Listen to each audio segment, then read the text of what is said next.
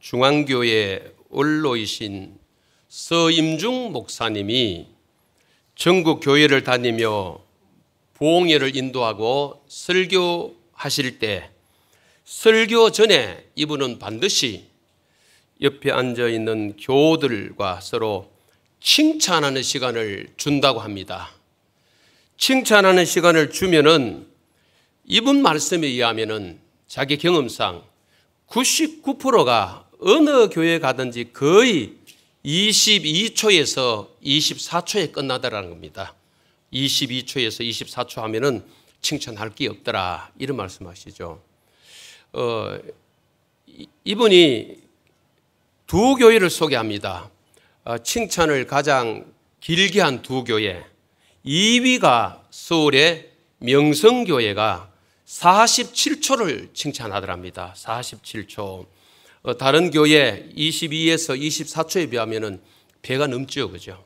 그런데 1위를 한 교회를 소개하는데 우리가 너무 잘 아는 서울 여의도 순복음교회가 목사님께서 종을 칠 때까지 하더랍니다. 종을 칠 때까지, 스톱할 때까지 하더랍니다. 무슨 말입니까? 목사님 하신 말씀이 이래요. 이분이 교회는 그냥 큰 교회가 되는 것은 아니구나. 제가 그걸 느끼셨대요.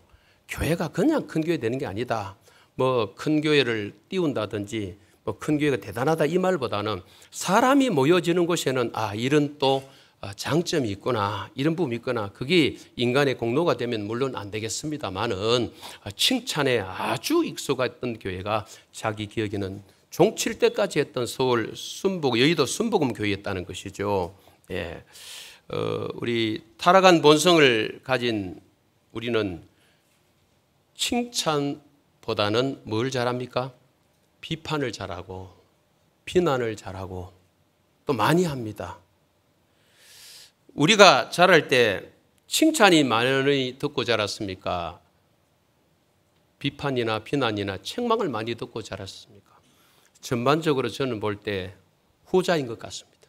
저도 유교적인 집안에 자랐지만은, 가정에 자랐지만은 아버님, 어머님으로부터 어린 시절부터 쭉 오면서 칭찬 들어본 기억이 별로 없습니다. 할아버지, 할머니와 같이 사니까 자식을 띄우고 칭찬하는 그런 분위기는 유교적인 분위기는 아니지 않습니까? 그래서 그런지 몰라도 칭찬 들은 기억이 거의 없습니다. 거의 없습니다.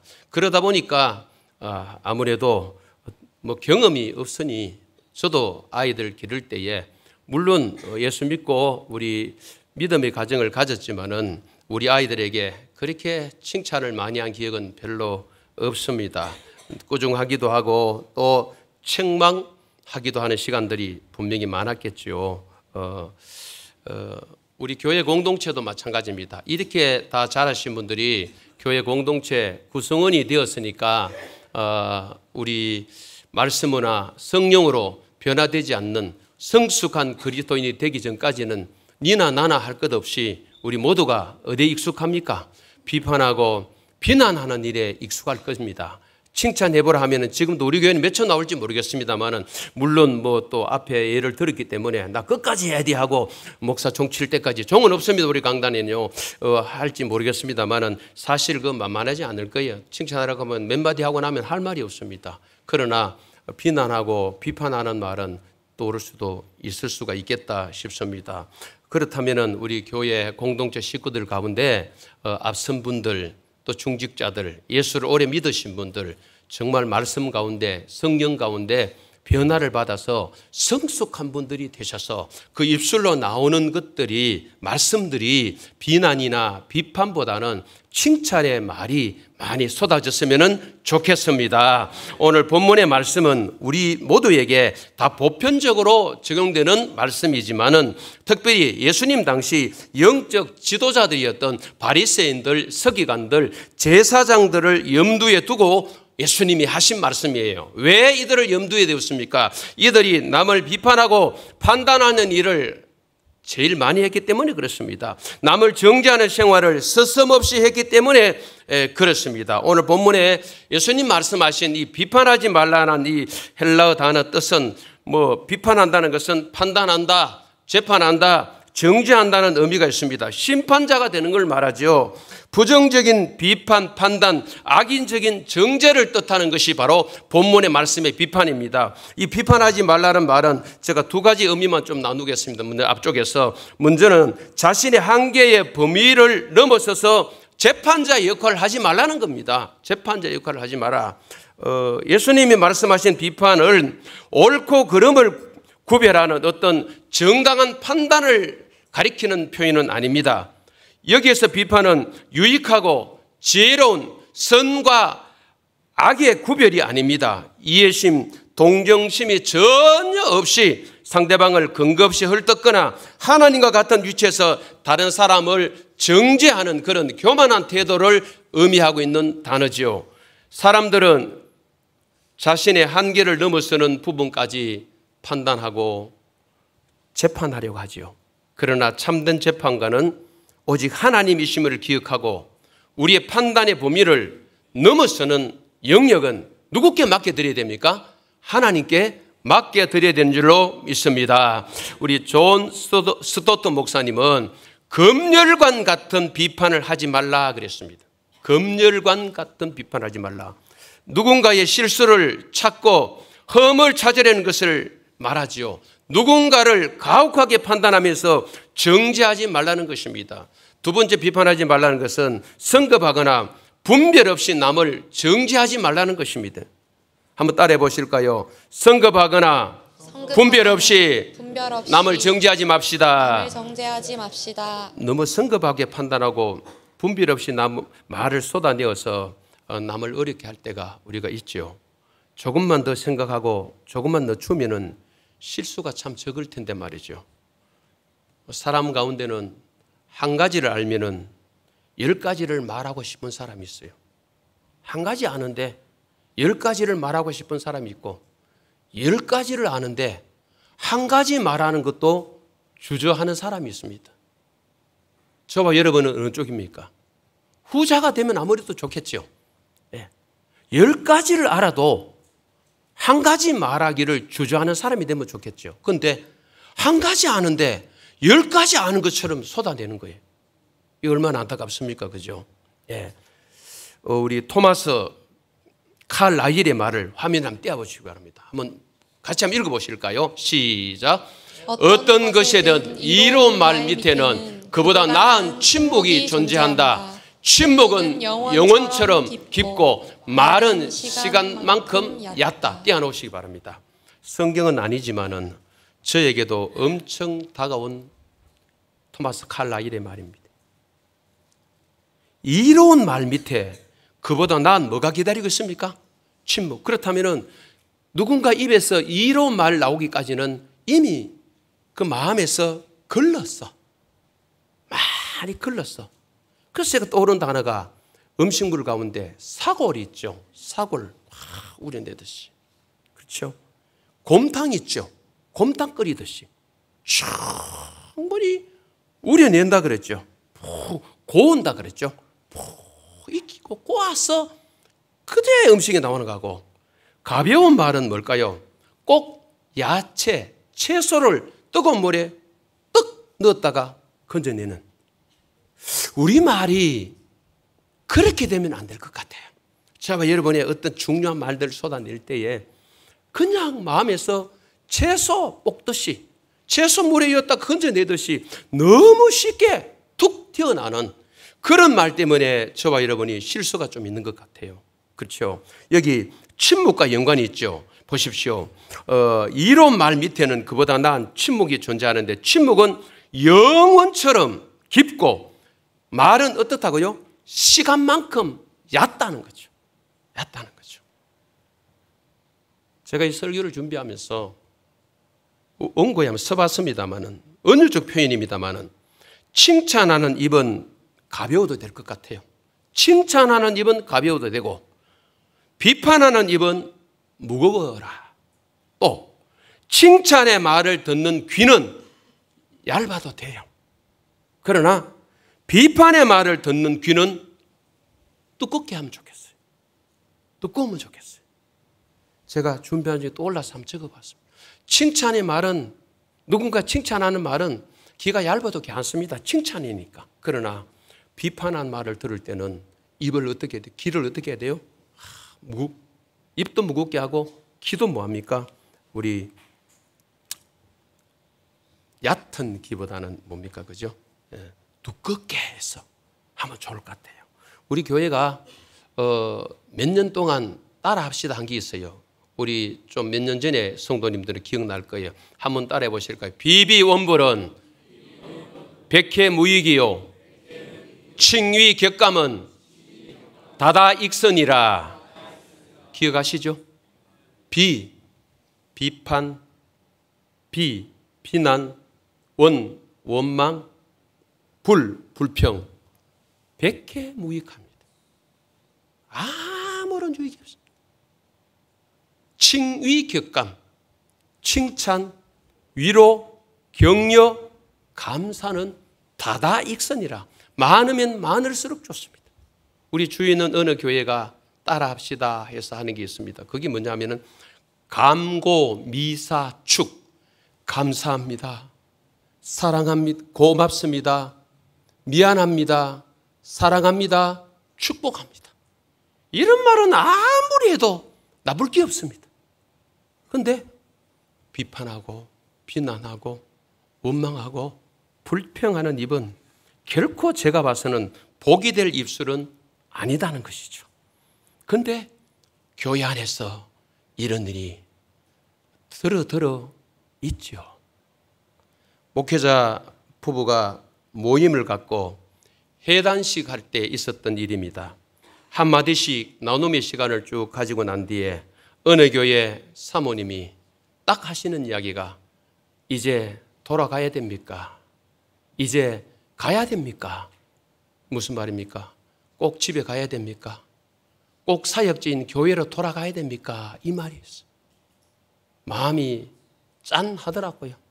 제가 그 말 속에 무슨 의미인지를 알기 때문에 그 남편 되는 목사님은 교회 성도님들의 태클 내지는 지나친 비난 때문에 화병에 걸려 있어요.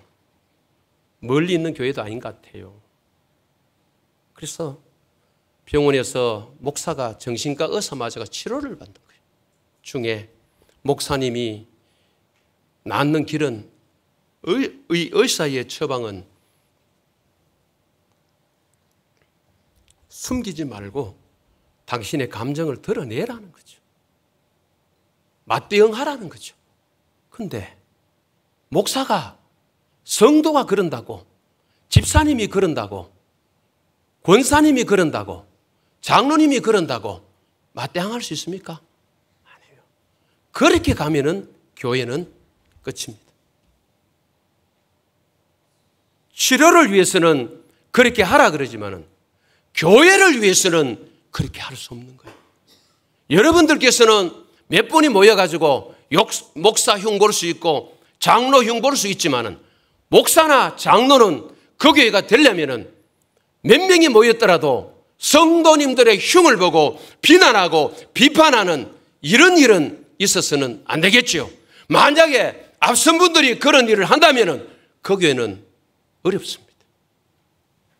네가 한다고 나도 하고 성도가 한다고 지도자가 하고 아니잖아요.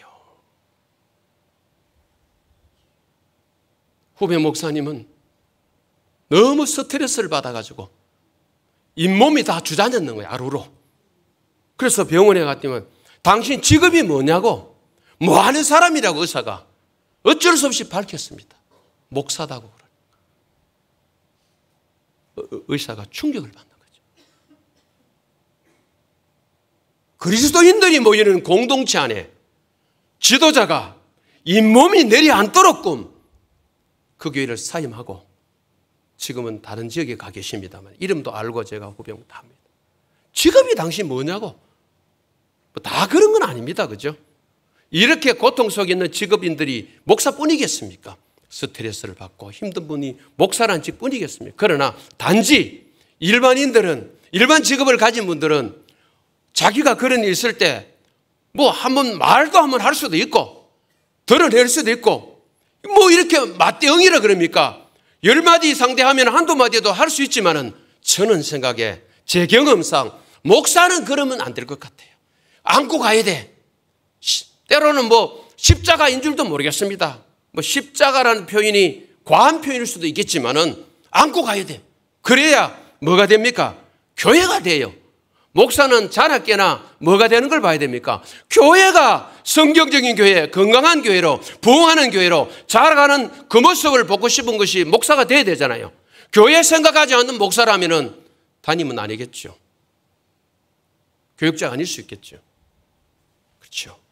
세상 사람은 자기 다니는 직장을 생각하지 않을지 몰라도 적어도 목회자들은 내가 섬기는 교회를 생각해야 됩니다. 어떻게 보면은 자기보다 더 생각해야 될 줄도 모르겠습니다. 오늘 본문에 예수님 말씀하신 우리가 왜 비판하지 말아야 되는지 한 5가지로 오늘 본문에 나오는 내용 3가지와 더불어서 뒤에 있는 내용 2가지 더해서 5가지 좀 나누겠습니다. 먼저 우리 주보 가운데란을 좀 펴놓으시면 되겠죠. 우리가 비판하지 말아야 될 이유, 첫째, 비판을 받지 않기 위해서 그렇습니다. 비판을 받지 않기 위해서 1절을 우리 한번 읽어보실까요? 시작. 비판을 받지 아니하려거든 비판하지 말라. 2절입니다. 시작. 너희가 비판하는 그 비판으로 너희가 비판을 받을 것이요 너희가 헤아리는 그 헤아림으로 너희가 헤아림을 받을 것이니라. 남을 비판하면은 그대로 비판을 뭐 하게 됩니까? 받게 됩니다. 부메랑이라 그러죠. 우리 속담에 가는 말이 뭐여야 됩니까? 고와야. 오는 말도 뭐예요? 이 참 맞습니다. 예. 비판을 받는 사람은 그 비판하는 사람을 다시 비판할 기회를 찾겠죠. 글쎄 내가 비판받았다고 끝냅니까? 성자가 아닌 이상 비판받고 끝내는 사람 별로 없어요. 또 상대를 비판할 어떤 것들을 거리를 찾게 된단 말이죠. 그러다 보니까 이 비판의 악순환이 일어나게 되는 것이죠. 우리 시편 109편 17절 제가 한번 읽어보겠습니다. 그가 저주하기를 좋아하더니 그것이 자기에게 임하고 축복하기를 기뻐하지 아니하더니 복이 그를 멀리 떠났으며 누가복음 6장 37절 우리 같이 한번 읽어보실까요? 시작. 비판하지 말라. 그리하면 너희가 비판을 받지 않을 것이요 정죄하지 말라. 그리하면 너희가 정죄를 받지 않을 것이요. 마태복음 5장 7절도 화면을 한번 떼어주시기 바랍니다. 제가 읽어보겠습니다. 긍휼히 여기는 자는 복이 있나니 그들이 긍휼히 여김을 뭐 할 것입니까? 받습니다. 자기에게 상대를 향한 긍휼 없으면요 상대도 우리에게 긍휼 안 베풀어 주는 거죠. 야고보서 2장 13절에 긍휼을 행하지 아니하는 자에게는 긍휼 없는 뭐가 있습니까? 심판이 있으리라. 긍휼은 뭘 이깁니까? 심판을 이기고 자랑한대요. 이게 긍휼이라는 거예요. 그래서 불쌍히 여기는 마음이 기본적으로 목사의 마음이 있어야 되고 우리 중직자들의 마음이 좀 있어야 되는 줄로 믿습니다. 앞선자들이요 이런 마음 가져야 돼요. 왜?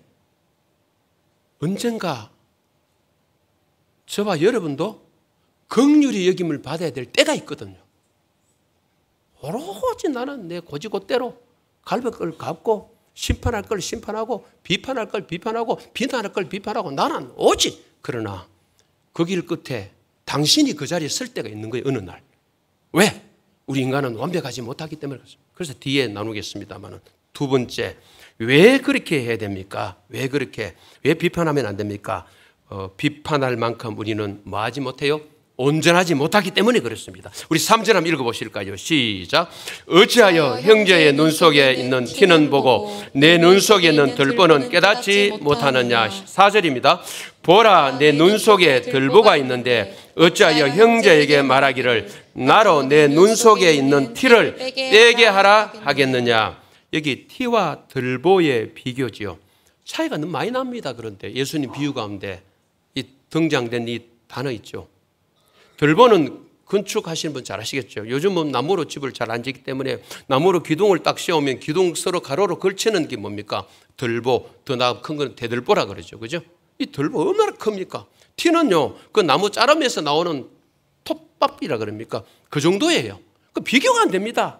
톱밥 가루하고요, 자기 눈 속에 있는 들보, 상대의 눈에는 들보가 있는 게 아니고 내 눈에는 큰 들보가 있고 상대의 눈에는 티가 있는데 우리는 어떻게 합니까? 내 눈에 더 큰 들보는 보지 않고 상대 눈에 있는 자그마한 티 하나 가지고 꼬투리 잡고 물고 늘어지는 거죠. 이게 얼마나 안타깝습니까? 여러분, 사람은 같은 허물이라도 자기의 허물은 참 작게 느껴져요. 근데 다른 사람의 허물은 그렇게 크게 보여요. 신기하죠? 왜 그럴까요? 타락한 본성을 가진 인간은 그렇습니다. 이 성숙한 인간도 나가지 않으면요, 내가 하는 거는 다 옳고, 예? 남이 하는 거는 다 뭔가 못마땅하고 그래 보이는 거죠. 예수님은 자신에게는 한없이 관대하고 타인에게는 한없이 엄격하고 타인의 결점을 집요하게 지적하며 그것으로 자기를 높이고 자신의 의로움을 확보하려는 그 태도를 5절에 보시면 외식이라 그랬어요. 외식. 자기 눈 안에 들보를 넣고 있으면서도 형제의 눈 속에 있는 그 티를 빼주려는 것이 바로 외식입니다. 타인이 아닌 자신이 더 큰 문제가 있는데도 불구하고 자신의 문제는 별로 보이지 않고 남의 것만 보이는 거죠. 바리새인들과 서기관들의 외식이 바로 그런 겁니다. 한번 따라해 보실까요? 다른 사람을 비판함으로 자기를 높이지 말라. 우리는 보통 그렇게 많이 하거든요. 자기가 막 남을 비판하면서 그 사람 위에 있는 것처럼 그 사람보다 더 높은 모든 부분에서 탁월한 사람인 것처럼 막 판단하고 정죄하고 할 때 있거든요. 그때 우리는 돌아봐야 됩니다. 여러분, 우리는 비판할 만큼 상대보다 더 낫거나 온전한 사람이 아닐 수도 있습니다. 우리 소요리 문답 30몇 문, 40문 가까이 했죠. 그 가운데 느끼는 게 뭡니까? 소요리 문답을 통해서 진짜 우리가 뼈저리다면 뼈저리게 다가오는 게 뭡니까? 우리는 어떤 이다? 죄인이라는 거죠. 남이 죄인이 아니고 내가 죄인인 거죠. 구원 얻을 끈덕지가 아무것도 없는 엄청 타락하고 못된 인간인 거죠. 나쁜 인간이죠. 그걸 우리가 보잖아요. 소요리 문답을 통해서 우리가 보는 게 뭡니까? 다른 사람의 죄를 봅니까? 다른 사람의 잘못을 봅니까? 아니에요. 성경을 통해서 가장 먼저 봐야 될 것은 목사가 이 성경을 읽으면서 요 죄인, 요 집사, 요 권사, 요 장로, 어떡할까? 그렇게 성경을 읽습니까? 목사이기를 포기한 사람이라 할 수 있습니다. 말씀을 내가 읽을 때, 설교자도 설교할 때 자기를 포함해야 되죠. 자기는 쏙 빼버리고 여러분만 변해야 됩니다. 여러분에게 주신 말씀입니다. 여러분이 나쁜 사람입니다. 아니에요. 강단에 서 있는 이자가 어떤 부분에 있어서는 여러분보다 훨씬 나쁜 인간일 수 있어요. 때로는 어떤 마음 씀씀이가 여러분보다 더 나쁜 구석이 있을 수 있어요. 그걸 알아야 됩니다. 성경을 묵상하고 큐티하고 읽을 때, 다독하고 정독할 때, 때로는 말씀을 들을 때 이 말씀 누가 들어야 되고 이 말씀 누구에게 해당되고 누가 이 말씀을 듣고 바뀌어야 되는데 나는 아니다. 아니에요, 그거요. 그거 잘못 보는 거예요. 오늘 이 시간에 설교도 목사 자신도 들어야 되고 여러분도 들어야 될 줄 믿습니다. 모두가 다 들어야 될 메시지지 특정인을 지목해서 하는 설교 있습니까? 아니에요. 그렇게 하면 안 돼요. 요거는 요 사람이 들어야 돼. 아니에요. 우리 모두가 들어야 될 말씀인 줄 믿습니다. 다 받아들여야 돼요. 그렇지 않는다면 여기 여러분 예배드리러 올 이유가 뭐 있습니까? 이거는 A가 들어야 되고 이거는 B가 들어야 되고 나는 해당사항 없어. 뭐 예배 자리에 와 계십니까? 밖에 나가버리면 되지. 우리 모두에게 주신 말씀입니다. 아멘 하시기 바랍니다. 사실 그렇습니다. 비판이나 비난을 잘하는 사람을 보면은 비판, 비난의 대상자보다 자기가 더 못할 때가 있다는 거죠. 그럼에도 불구하고 우리는 그래서 상대가 할 수 있습니다. 당신이나 잘 사세요. 당신 아들이나 잘 챙겼어요. 할 수 있다니까요. 자기가 그 사람 위에 있는 것처럼 막 비탄하고 비난. 어떤 구석을 보면요. 어떤 데를 객관적으로 봐도 갈로 안에 한번 적어봤어요. 신앙, 인성, 영성, 도덕성, 헌신, 섬기는 삶, 드리는 것. 자기가 나무려고 책망하고 비판하는 그 사람에 비해서 비판하는 그분이 더 낮을 수가 있거든요. 우리 그걸 알아야 되는데 자기가 항상 저 위에 있는 줄 알아. 그러고 판단하고 정죄하는 거야. 이게 바리새인적인 삶이라는 거예요. 목사도 마찬가지입니다. 목사라는 그 직분 때문에 여러분을 아래로 보고 여러분이 헌신을 무시하고 늘 목사보다 못하는 삶을 산다고 아예 딱 지목하고, 이거는 잘못이죠. 그래서 제가 자주 언급하지만은 하늘나라 가면은 상급론에 대해서 찬반 논란이 지금도 일어나고 있지만은 성경대로 보면은 심는 대로 거두는 그 원리가 천국에 있다고 본다면은 당연히 뭡니까? 때로는 저보다도 우리 장로님들의 헌신을 제가 보잖아요. 아랫게도 하고 덮을 때도 하고 일이 생기면 언제 달려오고 뭐 각종 섬기는 분들이 다 마찬가지입니다. 돈 받고 하십니까? 멋진 사람들. 옆에 분에게 말씀해 주시죠. 당신이 그분입니다. 좀 부끄럽지만 받아주시소, 인사를. 마음의 부담은 스럽지만, 그렇죠? 그러나 소중하지 않는 분 아무도 없어요, 그죠? 예. 옆에 분이 한 번 더 말씀해. 당신 너무 소중한 분입니다. 예, 우리 세 번째로 좀 넘어가겠습니다. 자기 성찰의 의무를 먼저 해야 하기 때문에 그렇습니다. 5절이죠. 성경구절 읽지 않겠습니다. 5절을 보시면, 화면을 보시면 먼저라는 단어와 그 후에라는 단어가 있죠. 먼저, 우리 산상수훈, 마태복음 5장, 6장, 7장에 산상수훈이라 그러죠. 산상보훈이라 그러기도 하고, 그 말씀 속에 우리 오늘 본문에 이제 먼저라는 단어가 있죠. 5절. 그리고 5장 24절 읽지 않겠습니다. 화면을 띄워주세요. 저기 보십시오. 예물을 제단 앞에 두고 뭐부터 해야 됩니까? 먼저 뭐부터 해야 됩니까? 형제와 화해부터. 6장 33절을 띄워주시기 바랍니다. 너무나 유명한 구절이죠. 너희는 먼저 뭘 구해야 됩니까? 그의 나라와 그의. 예수님이 세 차례 걸쳐서 우리 국문 성경대로 보면은 먼저를 쓰셨죠. 오늘 이 본문에도 7장 5절이 바로 그 말씀입니다. 먼저 내 눈 속에 있는 덜보를 빼라. 그 후에야 밝히 보고 형제 눈 속에 티를 빼리라. 순수가 뭡니까? 자기 성찰이 먼저라는 것이죠. 자기 결점을 먼저 성실히 살피는 사람은 결코 쉽게 타인을 비난할 수 없습니다. 우리 어머니 말을 제가 한 번씩 인용합니다마는, 아버님이 다른 집 동네에 다른 집 아들, 다른 집 딸들 나무래고 막 인사도 안 한다 그러시고 천하에 못 빼앗못다 막 이러실 때 있거든요. 아버님이. 그때 어머님이 하신 이야기 있어요. 아버지 보고 보소 우리는 아들 안 키우는겨. 우리 아들 4명이 바깥에 나가서 저가 어떻게 하고 다니는지 아느냐고. 야, 저는 어머니 명언 같아. 명언. 아버지 입속도 가도록 만드는. 아버지는 그 연세에 한문도 다 배우시고 경주 상고 졸업하시고 그 연세에. 예, 어머니는 학력은 따라갈 수가 없어요. 그런데 삶의 지혜는 아버지보다 한 수 위라. 죽은 분이 저보고 아버님 돌아가신 분이 나무랄지 몰라도 나 어쩔 수 없다 아버지. 한 수 위라 우리 어머니가. 보소 우리는 아들 안 키우는겨. 아들 4명 있는데 바깥에 가서 뭐하고 다닐지 우리가 왜 아는겨. 이게 뭡니까? 자기를 살피는 말이죠. 좀 명언 같아요. 제가 어떤 여러분이 교회당에 누구를 나머지 다른 분의 손자를 막 나몰라 하다가 아들 한마디 하려 하다가 곁에 있는 아내가 남편을 향하여 그러지 마소. 우리 아는 바깥에서 어떻게 하고 다니는지 아십니까? 참 우리를 먼저 살피는 거죠. 그죠? 네 번째.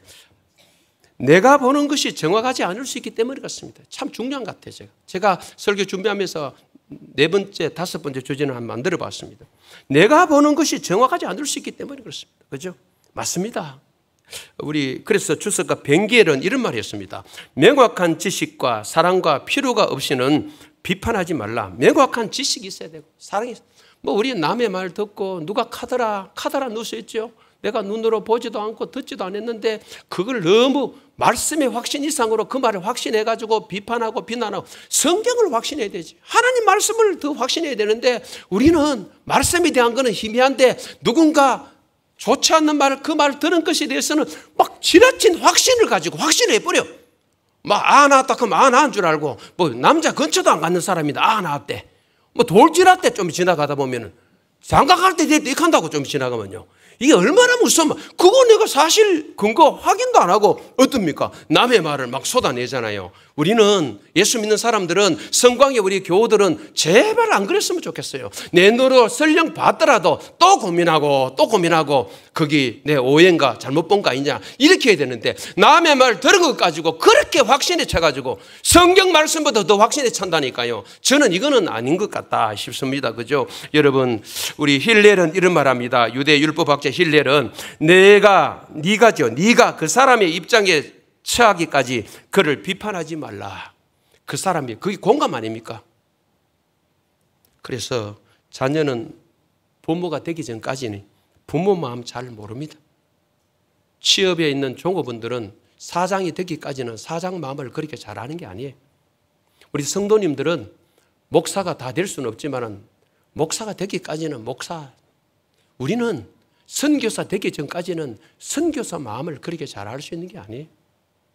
예? 우리 교회에 지금 후원하는 선교사님들이 몇몇 분이 와 계시는데 제가 이전에도 그러지는 않았지만은 아들 선교지로 가고부터 우리 아들 생각나는 거죠. 아들이 2년 뒤에 한국에 들어와가지고 담임 목사님 만나자고 선교사 조건으로 들어왔습니다. 목사님 한번 방문해도 될까요? 하는데 담임 목사님이 의도적으로 피한다면 부담된다고. 우리 교회 강단에 쉴 시간이 없어요. 나도 바빠요. 그게 딱 떠오르니까 저인데 연락 오는 선교사님 안 만난다는 소리를 못하냐. 강단은 자유롭게 막 할 수 있는 건 아니지만은 우리 아들이 딱 떠오르는 거예요. 이 사람은 이렇게 좀 이기적입니다. 지 앞에 뭐가 놓여 있어야 그 부분이 이해가 되지 절대 남의 이야기처럼 들릴 때가 많거든요. 남아이가 선교사, 남아이가 목회자, 남아이가 장로, 남아이가 권사, 집사, 남아이가 중직자로 그렇게 여겨지지 않을 때가 많은 거예요. 내 앞에 우리 가족 가운데 안수 집사가 있고 권사가 있고 장로가 있고 목사가 있고 선교사가 있으면 생각이 달라지는 거예요. 그분의 입장, 그 가족의 입장에 설 수도 있지만 그러나 그렇지 않으면요 상대방 입장에 서서 말하기가 어렵습니다. 쉬운 게 아니라고 저는 봅니다. 예, 그래서 자식들이요 총각 때 미혼 때라 그러죠. 처녀 때는 부모 마음을 그렇게 모르다가 결혼하고 자식을 딱 낳아보면은 내 새끼 기르면서 엄마 마음을 알고 아버지 마음을 아는 거예요. 이게 바로 아버지 마음이구나. 이게 바로 엄마 마음이구나. 아들, 딸들이 알게 되는 것이죠. 그 입장에 서보니까 아는 거죠. 마지막 하나만 나누겠습니다. 5번째 한번 따라해 보실까요? 비판받기를 좋아하는 사람은 없습니다. 시작. 비판받기를 좋아하는 사람은 없습니다. 그렇죠. 제가 봐서는 이게 참 중요한 것 같아요. 다른 사람은 비판받기 좋아합니까? 나도 안 좋아하고 니도 안 좋아하고 누군가 비판의 말을 듣고 아주 좋아, 기분이 막 업되는 분이 계십니까? 저는 아무도 없다고 봅니다. 싫습니다. 그러면은 자, 고개를 들어 저를 보십시오. 자, 내 싫으면은 상대는 뭐하다? 같이 싫은 거예요. 근데 참 우리 이상해요. 나는 싫다 하면서 상대 싫은 걸 꾸역꾸역 자꾸 해댄다? 무슨 신보입니까? 묻고 싶어요, 저는요. 나도 듣기 싫으면 너도 듣기 싫으면 맞잖아요. 안 해도 되잖아요. 그래서 제가 부탁합니다. 어려운 설교일 수 있습니다. 우리 동산 목사님은 힘든 거는 목사님이 알아서 하시라 그러니까 어차피 떠날 사람이니까 발 빼는 사람이 지고 가야지 오래 있는 사람은 관계를 더 잘해야 되고 저 욕해도 어쩔 수 없습니다.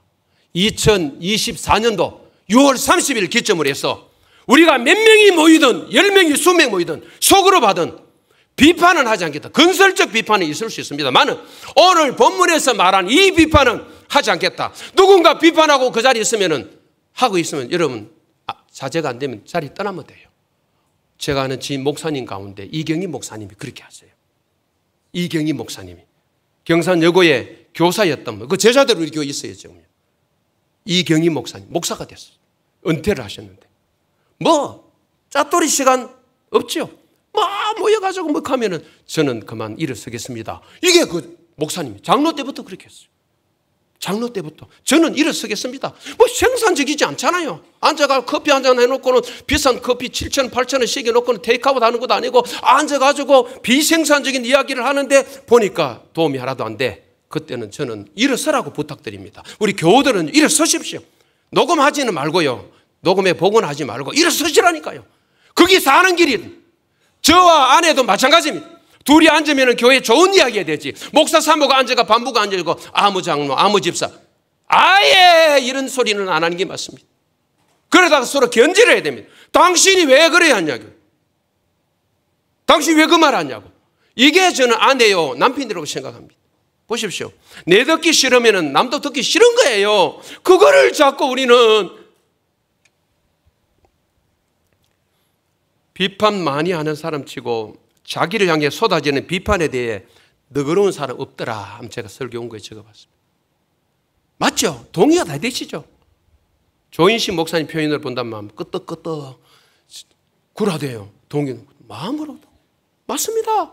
비판 많이 하는 사람 치고 자기 비판하는 건 막 너그러운 아니에요. 발끈합니다. 니 왜 그 말 했냐고 따지고. 근데 당신은 남에 대해서 충분히 쏟아내는 그 말 상대는 얼마나 어렵겠느냐 이 말. 그렇죠. 이런 말씀을 정리합니다.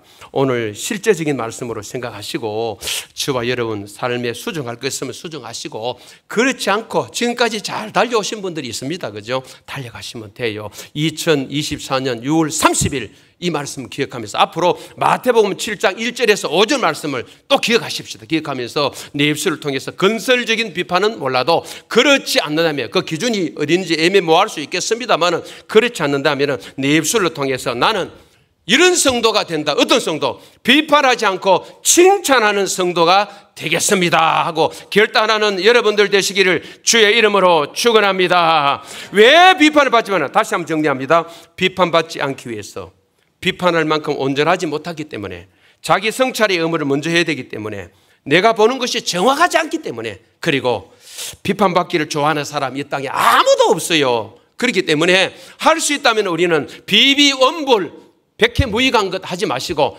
칭위격감 다다익선이죠. 그런 삶을 살아가는 저와 여러분이 되기를 간절히 소망합니다.